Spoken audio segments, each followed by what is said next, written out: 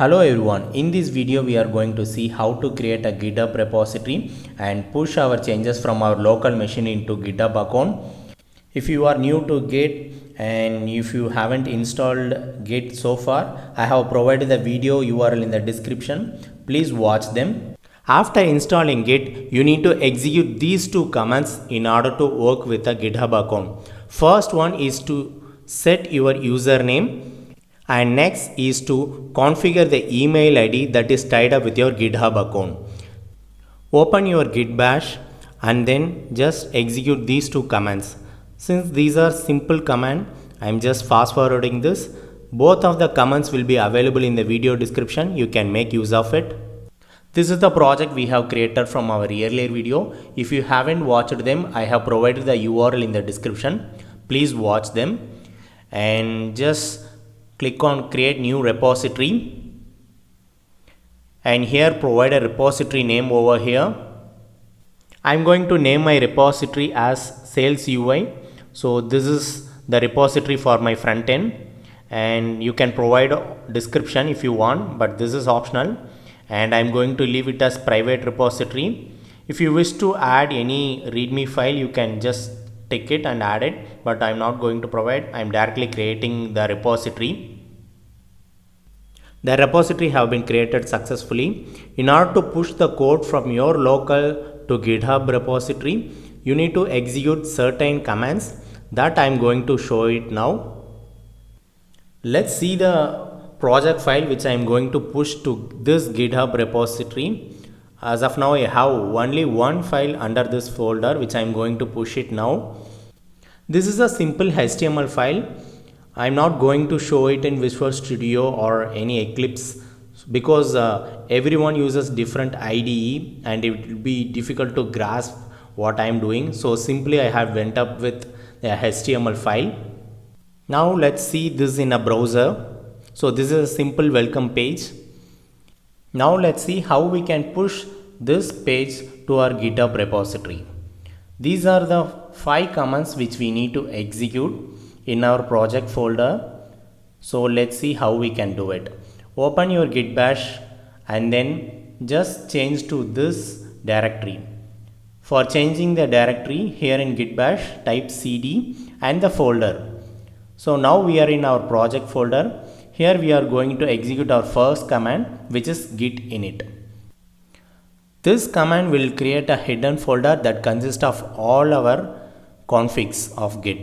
So let me show. This is a hidden folder. If you couldn't find any hidden folder, just click on hidden items, and here you will find all Git related configuration files over here. And next command is git add -- all. This will add all our file to staging. So if you have any specific file, you can specify like git add and your file name. For our scenario, it's like already we have created all our project file. We just want to push it to GitHub for the first time. So I'm pushing all my project files. Git add -- all. Yeah, now it is done, which means all our files are staged. Next is commit. We want to commit our changes.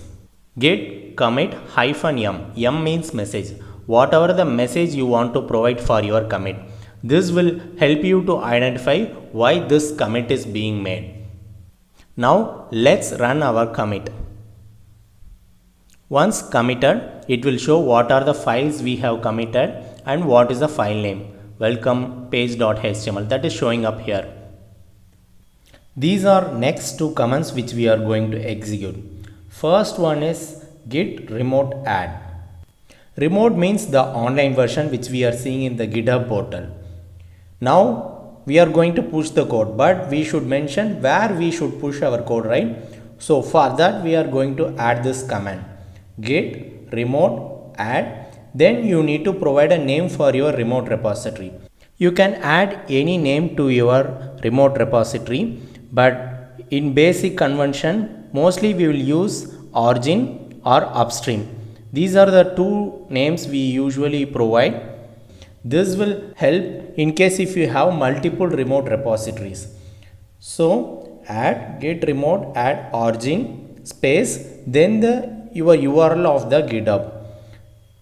If we further break down the URL, first part will have your GitHub account name at github.com/project name /repository name.git. This will be your GitHub remote repository URL. And the final command is git push -u. U means upstream. So we have provided some name, right? That we need to provide it here. Here I have provided as origin. So -u origin followed by the branch which I am going to push. Since I am going to push it to master branch, I have provided origin master. Now let's execute both of the command in git CLI. Now let's copy our git remote repository URL and execute it. Yeah, remote repository is now added. Let's execute our final command. In order to push our changes, we must authenticate ourselves. This will provide two options. First one is web browser and another one is PAT token. Let's sign in with our web browser itself. PAT token is a separate topic which we'll cover in a different video. So I'm just entering. If you click on enter, the default one is web browser, that will be open. Yeah, now I'm going to authorize. Click on authorize. I have already signed in, so authentication is done and it is successful. Now let's navigate here. Let's wait for a while to complete this process. Yeah, done. All our changes is now pushed to our remote repository. Now we have to go to our portal, refresh to see our changes. Yeah, our first page is over here and it is pushed to master branch. Whatever the changes we have done, that is for first time when we are pushing our code to GitHub account. Now whatever in master branch, that is a stable version of our application. Going forward, if we are making any changes, we shouldn't directly commit into master. That is where the branching comes into picture. Let me explain. Master or main branch is a stabilized one. You shouldn't directly commit into master branch. So what you need to do is, going forward, you should create a new branch which is future or whatever the branch name you want to provide. This new branch is literally a copy of your master branch. You will make all your changes in this new branch, test it, and finally you will merge it back to master. So this is how a branching works. In our next video, we will see how to create a new branch and make changes, and we are going to cover the topics related to pull requests and how to merge it back to master. So all these concepts we will cover this in our next video.